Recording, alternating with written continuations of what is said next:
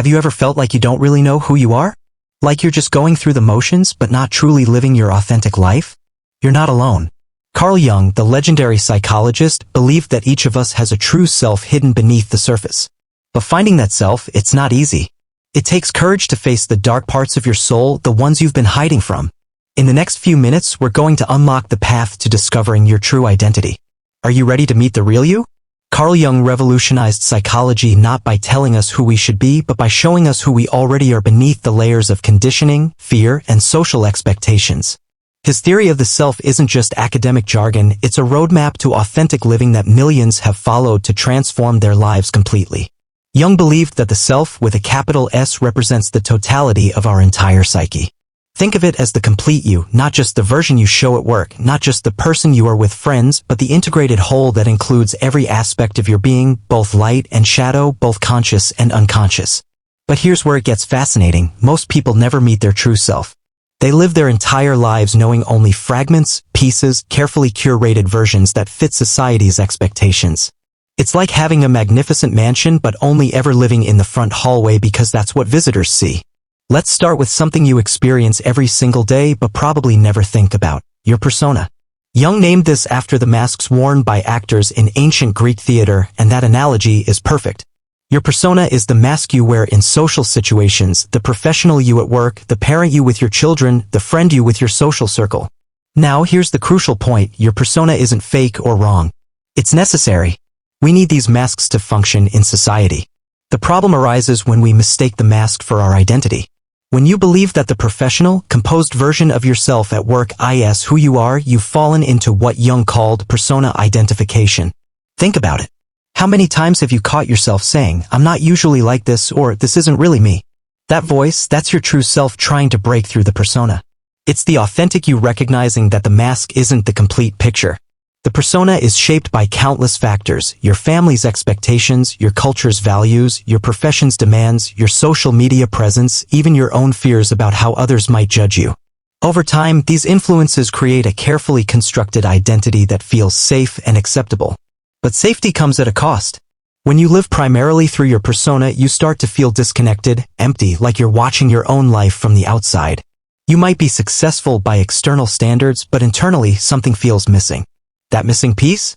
It's the parts of yourself that don't fit the mask. Now we come to perhaps Jung's most revolutionary and misunderstood concept: the shadow. Most people hear shadow and think it means the evil parts of themselves, the darkness they need to eliminate. That's completely wrong, and this misunderstanding keeps millions of people from accessing their full potential. Your shadow isn't your evil side, it's your unlived life. It contains every aspect of yourself that you've been told is unacceptable, inappropriate, or unwanted. But here's the shocking truth: your shadow also contains some of your greatest strengths, your most creative impulses, and your deepest wisdom. Let me give you an example. Imagine a woman raised in a family that valued being nice above all else. She learns to suppress any anger, any assertiveness, any tendency to put her own needs first. These qualities get pushed into her shadow. But what happens? She becomes unable to set boundaries, unable to stand up for herself, unable to pursue her own dreams with the fierce determination they require. Her shadow doesn't just contain negative anger, it contains the positive assertion she needs to create the life she wants. When she learns to integrate her shadow, she doesn't become mean or selfish. She becomes whole. She gains access to the full spectrum of human emotion and capability.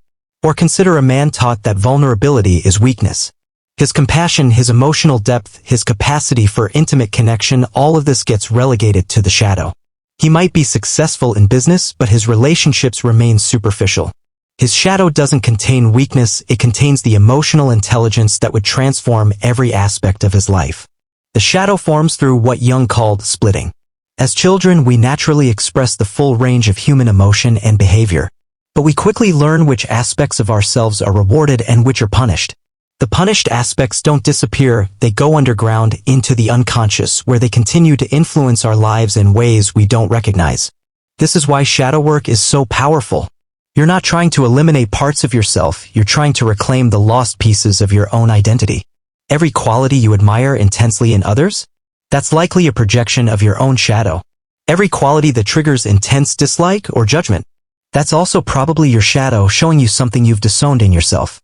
Jung called the journey toward wholeness individuation.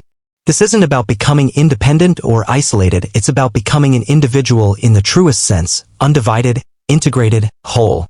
Individuation is a lifelong process, but it typically intensifies during what Jung called the second half of life, not necessarily chronological age. But the point when external achievements stop providing the same satisfaction and you begin asking deeper questions about meaning and purpose. The process has several key stages, though they don't happen in a neat, linear progression. First comes the recognition that your persona isn't your complete identity. This often happens through crisis, a job loss, relationship ending, health scare, or simply a growing sense that something is missing from your life. Next comes the encounter with the shadow. This is often the most challenging phase because it requires facing aspects of yourself you've spent years avoiding. But it's also potentially the most liberating because shadow integration returns energy and capabilities you didn't even realize you'd lost. The third major phase involves what Jung called the encounter with the anima or animus, the contrasexual archetype that represents the qualities traditionally associated with the opposite gender. We'll explore this more deeply later, but essentially, this involves integrating aspects of yourself that don't fit conventional gender roles. Finally, there's the emergence of the self, not the ego self that makes decisions and navigates daily life, but the archetypal self that represents your unique potential and purpose. This isn't about becoming perfect or achieving some idealized version of yourself. It's about becoming authentically you, with all your strengths and limitations, gifts and challenges. But here's the catch, you can't discover who you truly are by simply looking at your strengths. No, your true self is hidden in your weaknesses, your fears, and the parts of you that feel unworthy. Jung believed that only by embracing these darker sides can we access our authentic identity. Are you ready to confront the parts of yourself you've been avoiding? Let's dive deeper into the transformative power of shadow work. Shadow work isn't therapy, it's archaeology. You're excavating parts of yourself that have been buried under years of conditioning, fear, and social programming. And what you'll discover might shock you. Some of your greatest gifts are hiding in the places you least want to look. The first step in shadow work is recognition. Start paying attention to your emotional reactions, especially the intense ones. What makes you feel rage? What fills you with shame? What do you judge harshly in others? These emotional reactions are like flashing neon signs pointing toward your shadow material. But here's where most people get it wrong. They think shadow work means becoming comfortable with negative emotions or accepting bad behavior. That's not it at all. Shadow work means recognizing that the qualities you judge, in yourself or others, often contain kernels of valuable energy that you've been unable to access. Let's say you're someone who prides yourself on being rational and controlled, but you find yourself intensely irritated by people who are emotional or dramatic. Your shadow likely contains your own emotional depth and expressiveness, qualities you've learned to suppress but that contain tremendous creative and connective power. Or maybe you're someone who values being helpful and selfless, but you're triggered by people you perceive as selfish or demanding. Your shadow probably contains healthy self-advocacy and the ability to prioritize your own needs, skills you desperately need to create boundaries and pursue your own goals. Jung had a saying, everyone carries a shadow, and the less it is embodied in the individual's conscious life, the blacker and denser it is. But he also recognized that the shadow contains what he called the gold, the precious aspects of yourself that got thrown out with what you perceived as garbage. Think about the qualities you most admire in others. The charismatic leader who commands attention. If you're drawn to that, your shadow likely contains your own suppressed leadership abilities and desire for recognition. The free-spirited artist who lives unconventionally. Your admiration might point to your own creative impulses and desire for freedom that you've deemed impractical or irresponsible. This is why Jung emphasized that shadow work isn't just about accepting your flaws, it's about reclaiming your power. Every aspect of human nature that you've disowned continues to influence your life, but from the unconscious level where you can't direct or refine it. When you integrate shadow material, you don't become the crude, unrefined version of that quality. You become the conscious version. The person who integrates their suppressed anger doesn't become an angry person, they become someone who can access healthy assertiveness when needed. The person who integrates their hidden selfishness doesn't become selfish, they become someone who can advocate for their needs and create healthy boundaries. Now let's get practical. How do you actually do this work? Jung believed in what he called active imagination, consciously engaging with unconscious material through various techniques.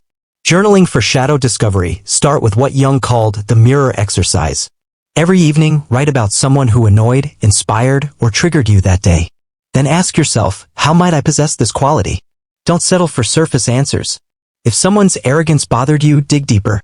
Maybe your shadow contains healthy confidence that you've been afraid to express. If someone's vulnerability touched you, explore whether you've been hiding your own need for connection and support. Dream work. Your dreams are direct communications from your unconscious. Pay attention to the characters in your dreams, especially the ones that disturb or fascinate you. These dream figures often represent aspects of your shadow. Jung suggested having imaginary conversations with these figures, asking them what they want and what they have to teach you. Meditation and mindfulness. Regular meditation creates the inner space necessary for shadow work. But don't use meditation to avoid difficult emotions, use it to observe them more clearly. When intense emotions arise, instead of pushing them away, get curious. What are they trying to tell you? What part of yourself is trying to emerge? Creative expression. Engage with art, music, writing, or movement without censoring yourself. Let whatever wants to emerge come through. Often, shadow material expresses itself more readily through creative channels than through rational analysis. Working with projections, notice the people who trigger intense reactions in you.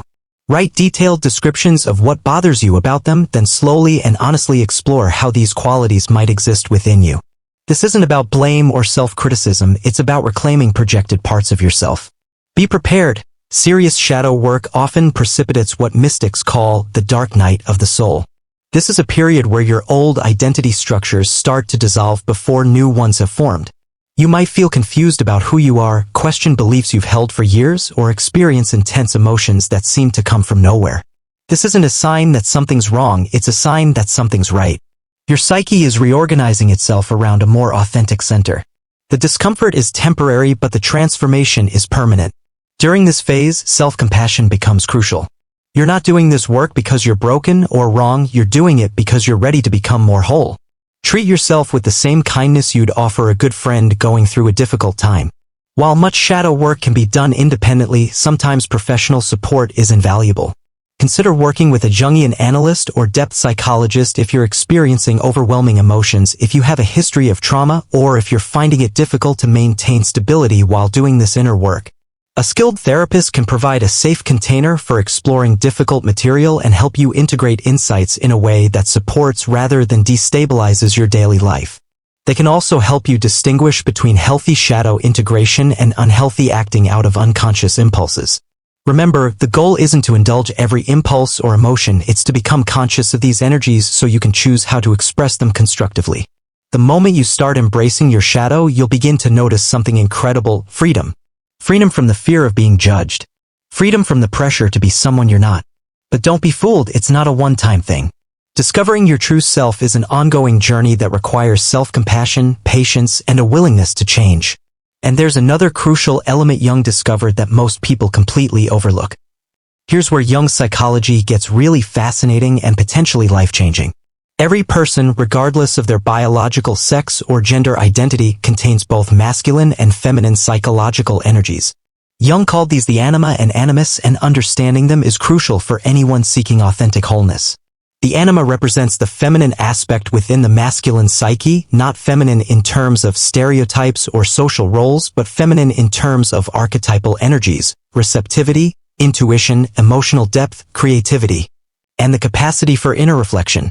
The animus represents the masculine aspect within the feminine psyche, the energies of assertion, logic, goal-directed action, and the capacity to interact with the outer world.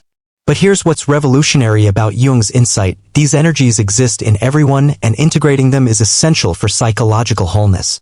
The man who only identifies with traditionally masculine qualities while rejecting his anima remains emotionally underdeveloped and spiritually impoverished. The woman who only identifies with traditionally feminine qualities while rejecting her animus remains unable to assert herself effectively in the world. Most people have been taught to suppress the contrasexual aspects of their psyche. Men learn that emotion is weakness, that intuition is unreliable, that caring too much makes them vulnerable. Women learn that aggression is unfeminine, that ambition is selfish, that putting themselves first is wrong. These teachings create internal splits that prevent authentic self-expression and fulfillment. For those who identify primarily with masculine energy, whether you're biologically male or simply oriented toward traditionally masculine ways of being, anima integration is about reclaiming the aspects of human experience that patriarchal culture has labeled as feminine and therefore secondary or problematic. Your anima contains your capacity for emotional intelligence, your ability to be receptive rather than always active, your creative and intuitive faculties, and your capacity for deep relationship and spiritual connection.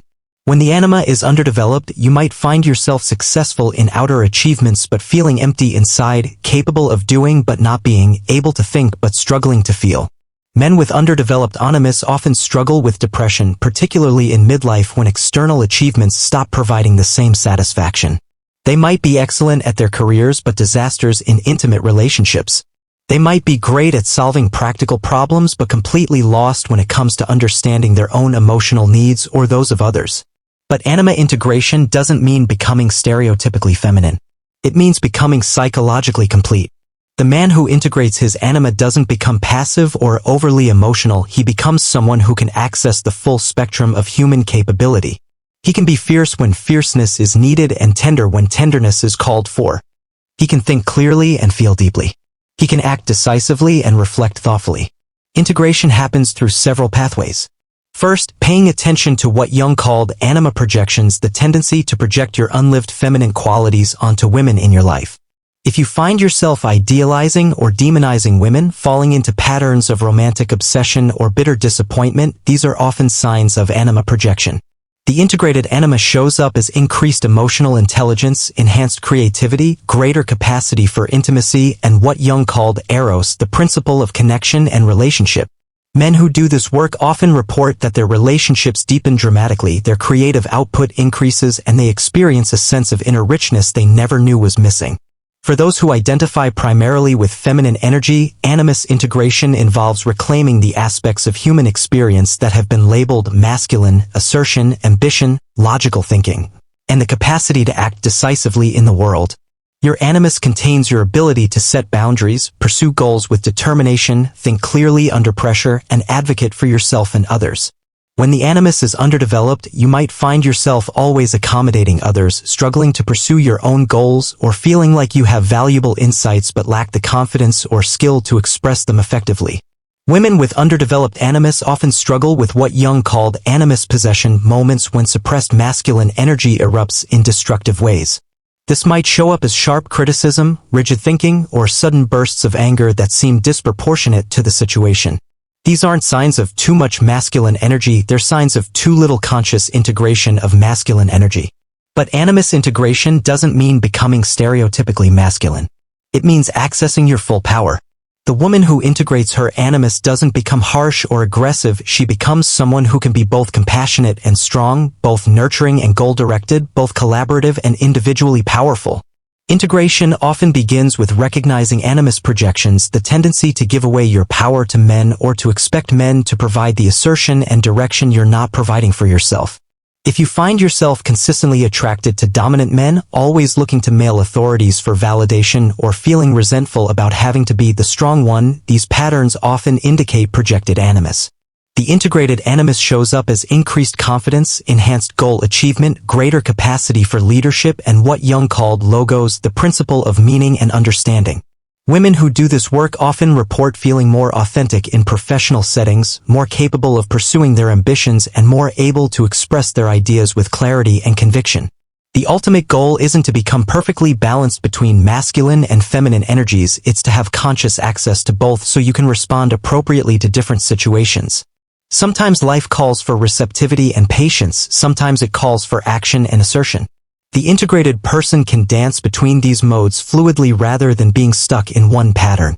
This integration creates what Jung called the inner marriage, a dynamic balance between opposing energies that generates tremendous creative and psychological power.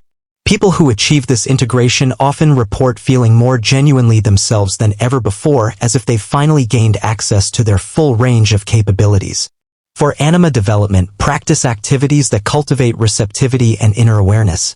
Spend time in nature without agenda. Engage with art, music, and poetry. Practice listening deeply to others without trying to fix or solve. Pay attention to your dreams and intuitive hunches. Allow yourself to feel emotions fully without immediately moving to action. For animus development, practice activities that build assertiveness and goal-directed action. Set clear boundaries and maintain them. Pursue a goal that's important to you, breaking it down into concrete steps. Practice expressing your opinions clearly and standing behind them. Take on leadership roles in areas you care about. Learn to think strategically about your life and career. For both, study the lives of people who embody integrated masculine and feminine qualities. Notice how they're able to be both strong and gentle, both assertive and receptive, both logical and intuitive. Practice shifting consciously between modes depending on what the situation requires. It's crucial to understand that Jung's concepts of anima and animus transcend biological sex and social gender roles. These are archetypal energies that exist in all humans regardless of how they identify or express their gender. A feminine-identified person might naturally embody more animus energy, while a masculine-identified person might naturally embody more anima energy. The key is not conforming to any external standard of how these energies should be expressed, but discovering your own unique balance and integration. The goal is psychological wholeness, not adherence to gender stereotypes. This journey is not about perfection. It's about becoming whole. The more you dive deep into your unconscious, the more you begin to understand yourself, not just your strengths, but also your wounds. The road may be difficult, but with Carl Jung's teachings, you'll start to see yourself with clarity and compassion. And trust me, when you finally meet your true self, it will feel like coming home. But how do you actually live from this place of integration? Living authentically in a world that profits from your insecurity and conformity is perhaps the most radical thing you can do. It's also the most natural.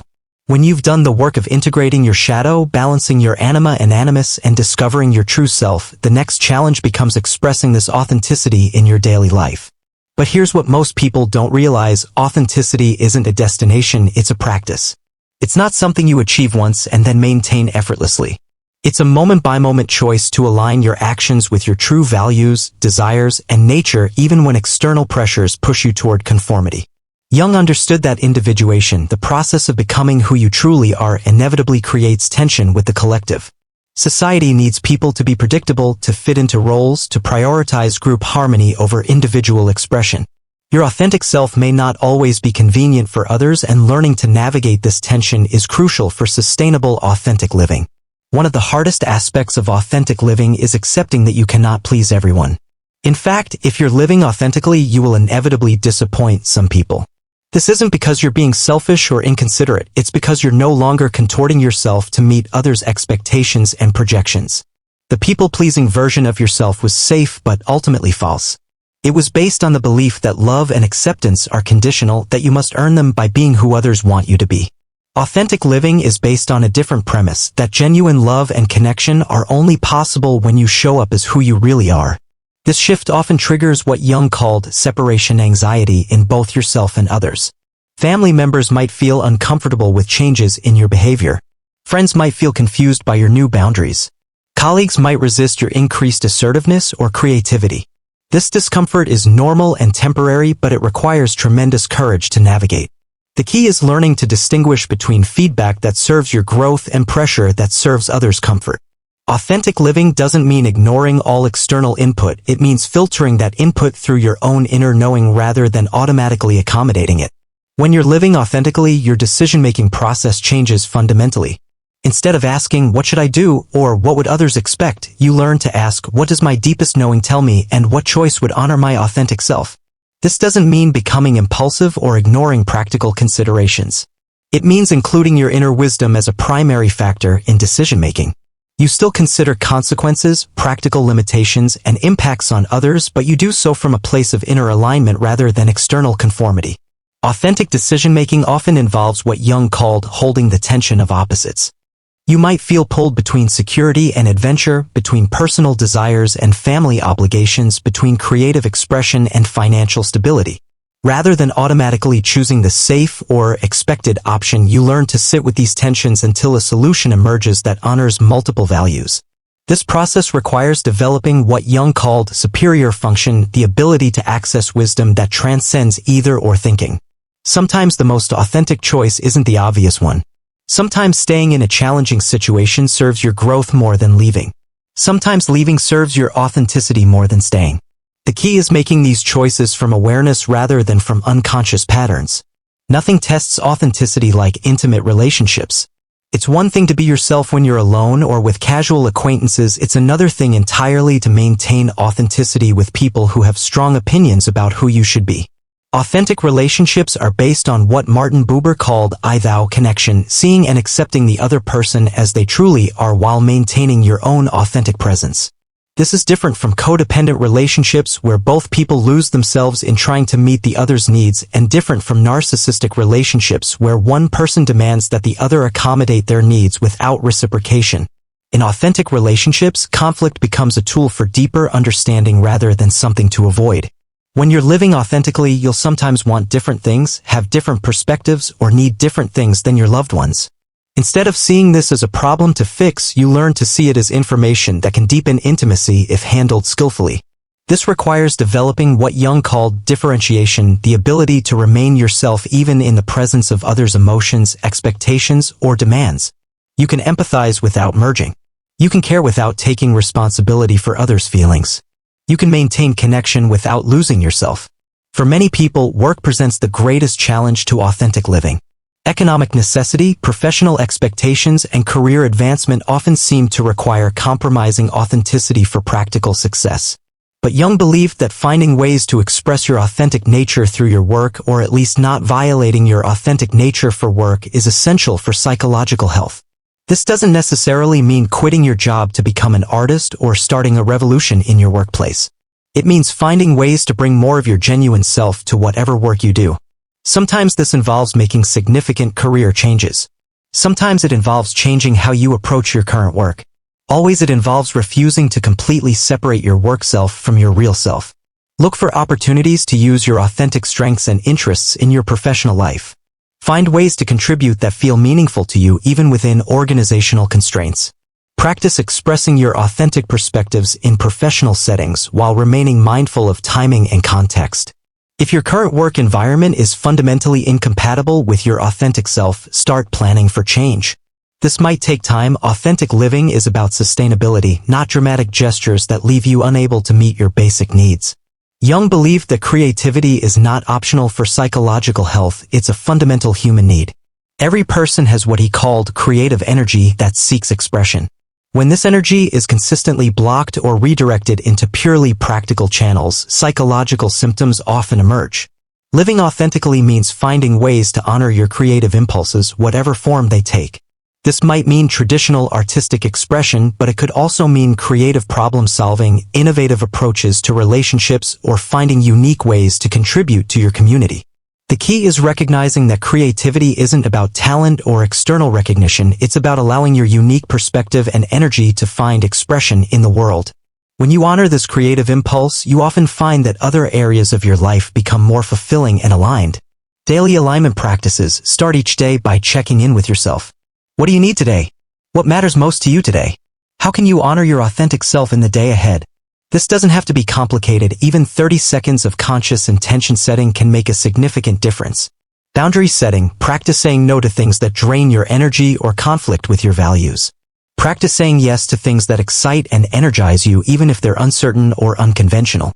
Remember that every yes to something that doesn't serve you is a no to something that could.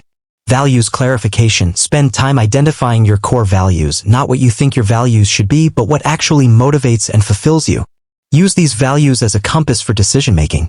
Authentic communication. Practice expressing your genuine thoughts and feelings in low-stakes situations.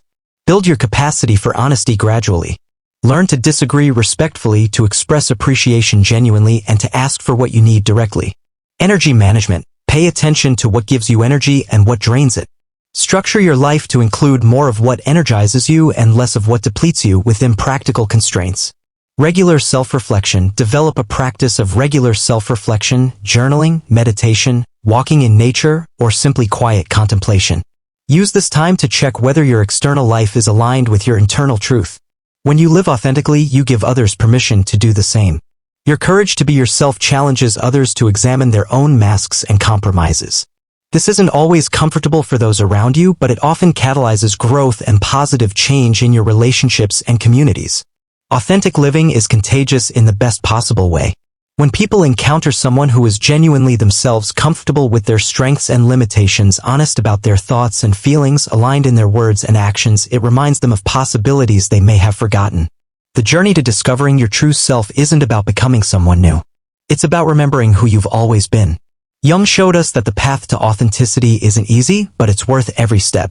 The question is, are you ready to meet the real you? The world is waiting for what only you can offer. Remember, the journey to self-discovery is a lifelong process, but every moment you spend connecting with your true self is a moment well spent. Carl Jung's wisdom offers us a roadmap, but each person's journey is unique.